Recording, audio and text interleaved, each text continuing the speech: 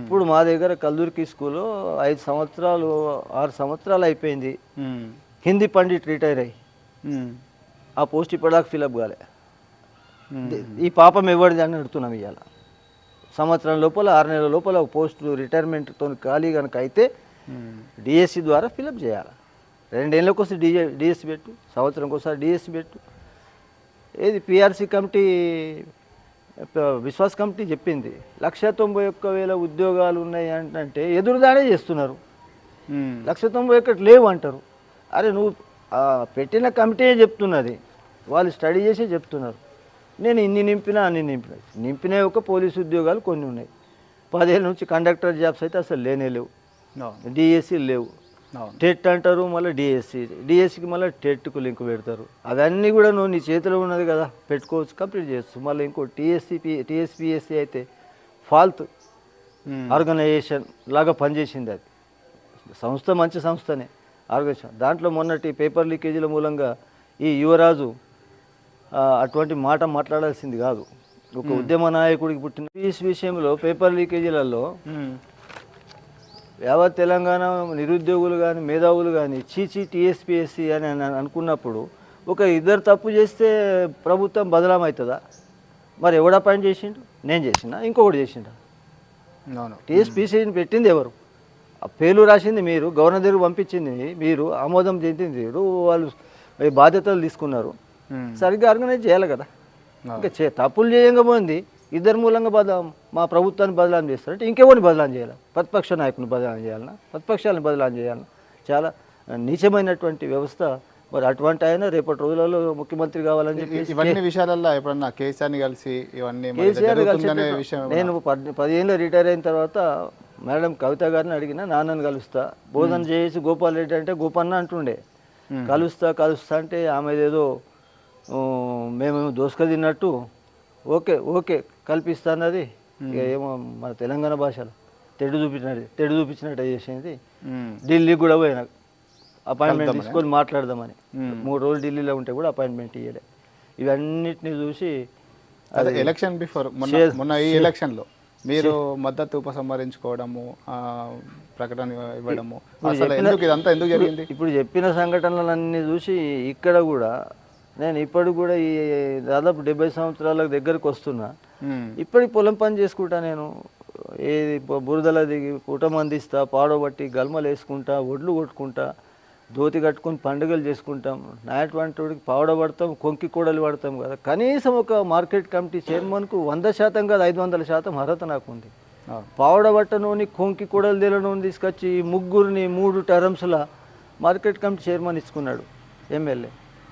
మరి ఆయన దగ్గరుండి ఈ పని చేయాలా ఆ పని చేయాలని చెప్తుంటే మెడ మీద కత్తి పెడుతుంటే ఆయన సహించలేకపోయాడు. ఎందుకంటే ఆయన మార్గాలు ఏవైతున్నాయో పాజిటివ్ వే, క్యాష్ ఎర్నింగ్ అనే వేలో పోవడానికి మేము అడ్డుపడతామని చెప్పేసి మా ఎటువంటి వాళ్ళు దూరం పెట్టాడు.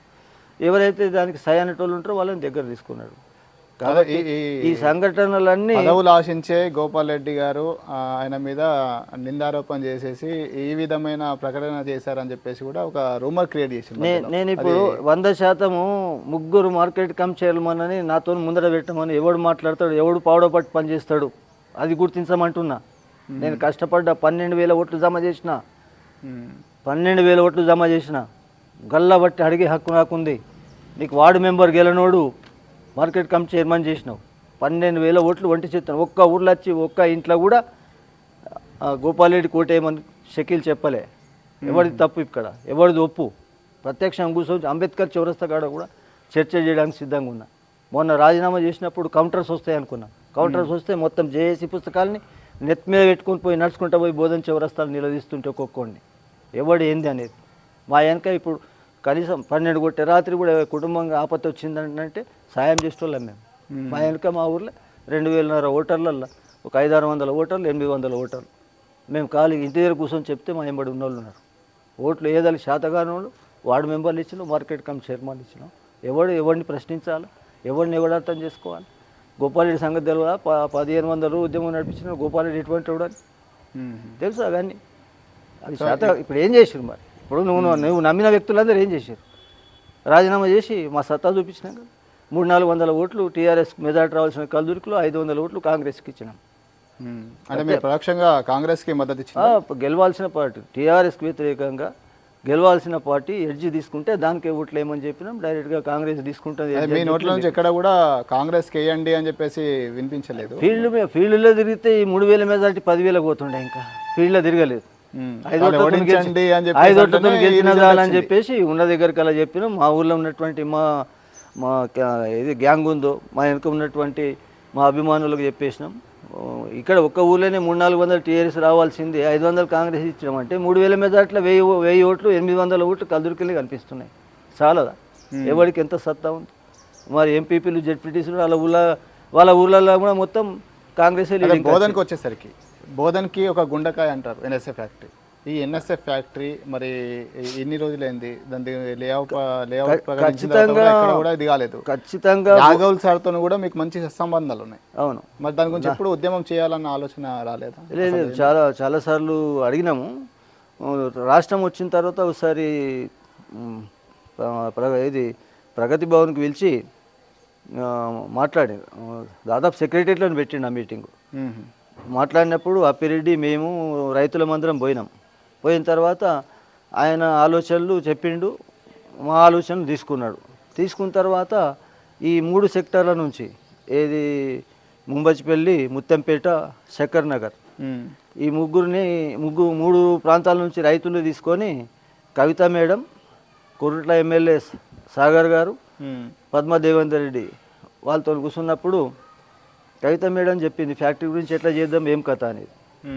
ఫస్ట్ నేను అడిగింది నేనే, ప్రైవేట్తో పంచాయతీ ఎప్పుడు తెంపుతారు ఫస్ట్ నాకు చెప్పు అంటే 2 నెలల లోపల పంచాయతీ తెంపుతామన్నారు. 2 నెలలు కదా 6 ఏళ్ళు అయిపోయింది. 2 నెలలు ఎక్కడ 6 ఏళ్ళు ఎక్కడ? వీళ్ళ మమ్మల్ని ప్రశ్నించేది. 6 ఏళ్ళు అయితే కూడా ప్రైవేట్తో పంచాయతీ దిగలే. మరి దాని వెనుక లాబింగ్ ఏమున్నదని మాకు కూడా అనుమానాలు వచ్చినాయి. ఇక్కడ రైతులతో ఒకసారి మీటింగ్ పెట్టినాం.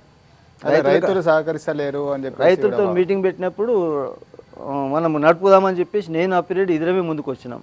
మిగిలిన రైతుల సాధ్యం కాదు, ప్రభుత్వమే నడపాలన్నారు. అక్కడితోనే అది అటకెక్కిపోయింది, అంతే ఆగిపోయింది. మరి 100 రూరల్ ఫ్యాక్టరీ తెరిపిస్తున్నటువంటి వ్యక్తులు ఇలా బజార్లకు వచ్చి ఎట్లా మాట్లాడతారు? అయినా మొన్న అన్ని ఓట్లు వచ్చినాయంటే కేసీఆర్ ముఖం చూసి కావచ్చు, లేకపోతే రైతు బంధు అట్లాంటి కొన్ని ఉన్నాయి, కళ్యాణ లక్ష్మి లాంటివి రావచ్చు. ఇవన్నీ మంచి పథకాలు ఉన్నా ఆయన ఫెయిల్ అయిపోయిందంటే ఏది కమిషన్లు, స్వార్థం పెరిగిపోయి అవినీతి పరిపాలన పైనుంచి కింది స్థాయి దాకా, ఎంపీపీ కాడికి ఓడితే సీఎం పార్టీ దాకా హైకమాండ్. అంటే బీఆర్ఎస్ ఓడిపోవడానికి కారణం ఏమేంటి? వాళ్ళకు ఫస్ట్ 5 సంవత్సరాలు టర్మ్ సరిపోదు, రాష్ట్రం కుదురుకోవాలా అని అనుకున్నారు. కాబట్టి రెండోసారి 88 సీట్లు అంటే చాలా బ్రహ్మాండమైన మెజార్టీ. అది దాదాపు 70% 80% మెజార్టీ. అప్పుడు ఆలోచన చేయాలా, ఫస్ట్ టైం నీకు 63 సీట్లు అంటే భయపడ్డావేమో, వలసలు తీసుకున్నావు. రెండవసారి వలసలు తీసుకునే అవసరం లేదు. 88 సీట్లు అంటే బ్రహ్మాండమైన మెజార్టీ, దాదాపు 3/4 మెజార్టీ. అట్లాంటి మీకు తీసుకోవాల్సిన అవసరం లేదు. అప్పుడు కూడా మాకు అనిపించింది బేకార్ పార్టీ అనిపించింది. ఈ కరెక్ట్ ఉద్యమ పార్టీని రాజకీయ పార్టీ చేసిండంటే ఈయన దీనికోసమే చేసిండు అనిపించింది. వలసలు కూడా మాకు నచ్చలేదు. ఆయనంతటా ఆయన్నే ఇప్పుడు టీఎస్పీఎస్సీ కావచ్చు, ఒకటి గులగొట్టి 400 కోట్లతో కడితే అందులో 10% 20% వస్తాయి, ఇంటికాడ పడతాయి, పార్టీ ఫండ్ జమ అవుతుంది. మన బోధనకి సంబంధించి స్పెషల్గా షకీల్ గారు ఓడిపోవడానికి ప్రధాన కారణం ఏమై ఉండొచ్చు? షకీల్ దాదాపుగా అందుబాటులో ఉండడు. వాస్తవంగా ఆయనని గెలిపించినము అంటే రాష్ట్ర స్థాయిలో విస్మయం చెందే పరిస్థితి. ఆయన వ్యవహారము, ఆయన ప్రవర్తన. కానీ మాకు జిద్దు ఉండిండే, తెలంగాణ సెంటిమెంట్, ఉద్యమము, కాంగ్రెస్ పార్టీని తొక్కాలనే ఉద్దేశంతో 2 సార్లు గెలిపించినాం. మొదటిసారి 855 ఓట్లు బోధన్ మండలి నుంచి లీడ్ ఇచ్చినాం. రెండవసారి 1850 లీడ్ ఇచ్చినాం. మూడవసారి ఉల్టా 7,500 మైనస్లకు పోయిండు. ఆ 2,000 పోయినా 7,500 మైనస్లకు పోయిండు. గతంలో మొన్న మేము చెప్పినప్పుడు మొరము, ఉష్కియా, గవ్య రైతులను ఆదుకోవాలా, వడ్లు కడత దగ్గర తీసుకోవద్దంటే ఆయనే రైస్ మిల్లు పెట్టి వడ్ల కడత తీసుకున్నా. ప్రత్యక్షంగా ఉదాహరణ మొన్న చెప్పిన నేను. మేము ఆ బస్వరాజ్తో మాట్లాడినాం. 4 కిలోలు అడిగాడు. అరే అట్లా మన రైతులు ఓట్లు వేసినాం కదా మేము అంటే 4 కిలోలు పోయి 2 కిలోలు బేరంకి వచ్చాను.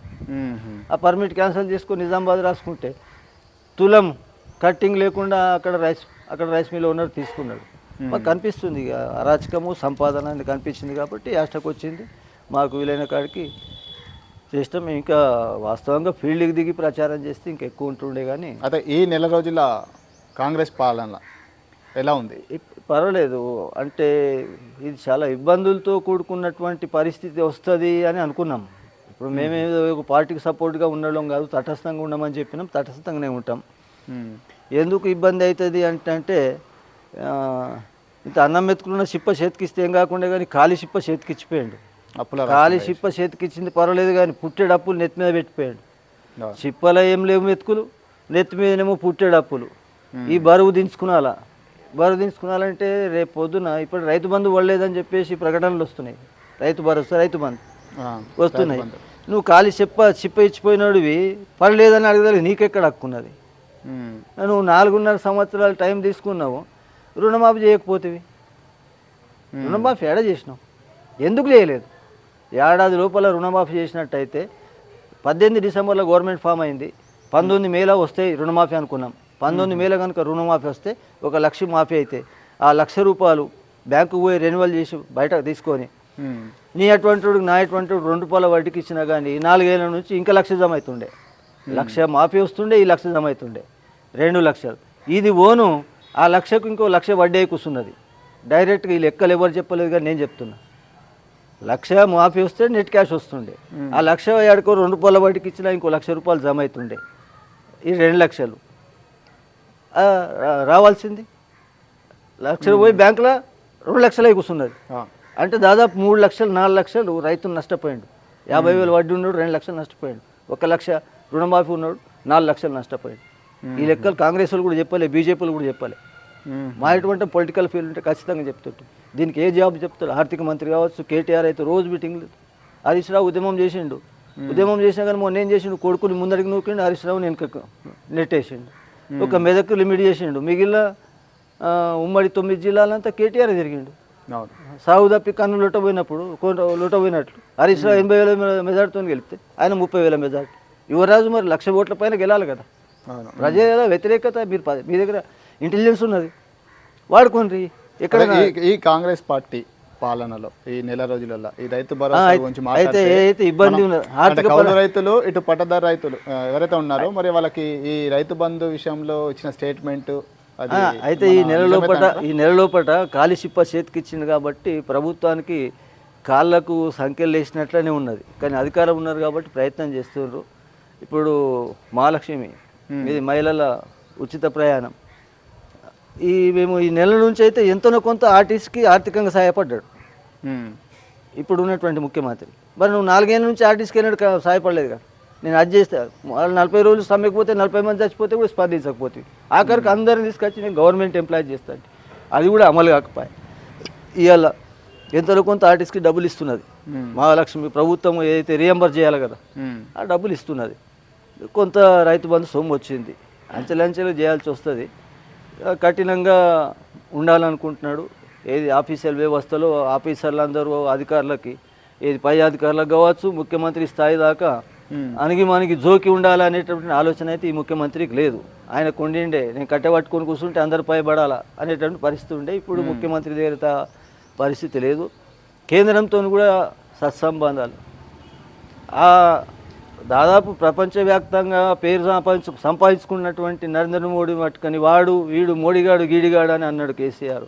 మరి అదే ఇప్పుడు ముఖ్యమంత్రి పోయి కేంద్రంలో ఉన్నటువంటి ప్రధానమంత్రిని కావచ్చు, తర్వాత వివిధ శాఖలలో ఉన్న మంత్రులను కావచ్చు కలుపుకొని మన రాష్ట్రానికి కావాల్సిన ఏంటి అని చెప్పి చెప్పుకున్నాడు.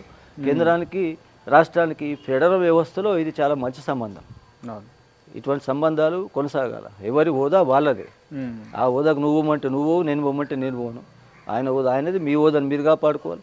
అట్లా గవర్నర్తో కూడా సత్సంబంధాలు ఉండాలి. ఈ నెల రోజుల నుంచి మరి వాళ్ళు గవర్నర్ ప్రోగ్రాంలు పాల్గొనడం, గవర్నర్ని వీలు కలవడం ఇట్లాంటివి జరిగింది. ప్రజలకు ఏమనిపిస్తుందంటే ఇది ఆదర్శవంతమైనటువంటి ప్రవర్తన ఈ ప్రభుత్వంలో ఉన్నది అని కనిపిస్తున్నది. ఈ రైతు సక్సెస్ అవుతాయి అంటారా? అవుతాయి. కాంగ్రెస్ పార్టీలో ఒకటి ఏంటంటే అప్పటి నుంచి అంతర్గత సమస్యలు ఉంటాయి. అక్కడనే ఫెయిల్ అయ్యి మంచిగా దిక్కు ఇస్తారు చెప్పుకుంటే ఇంకో ఇస్తారు కుట్టుకొని అన్నం ఎత్తుకపోయేటోడు ఉంటాడు. అదొక్కటే జాగ్రత్త పడాలి. కానీ బాగానే ఉంటుంది. దాదాపు అయిపోయినట్టే టీఆర్ఎస్ పని ఎవరు ఇష్టపడే పరిస్థితి లేదు. అయితే గోపాల్ రెడ్డి గారి రాజకీయ భవిష్యత్తు ఏ పార్టీలో చేరాలని లేదు, తటస్థంగానే ఉంటాం. ఇట్లనే మా ఒపీనియన్ని ఇటు ప్రతిపక్షం ఫెయిల్ అయినా ప్రతిపక్షం ఫెయిల్ అవుతున్నది అని చెప్తాము. ఈసారి మళ్ళీ వచ్చే ఈ జడ్పీటీసీ ఎన్నికల్లో ఏమైనా పోటీ చేసే అవకాశాలు లేదు ఏమైనా లేదు, ఉన్నాయా? మాకు వయసు దగ్గర పడ్డది, నాకు వ్యవసాయం ఉన్నది, పిల్లలు సెటిల్ అయిపోయినారు. మా పెద్దలు ఇచ్చిన వ్యవసాయం తీసుకొని అట్లే నడవాలి. ఇప్పుడు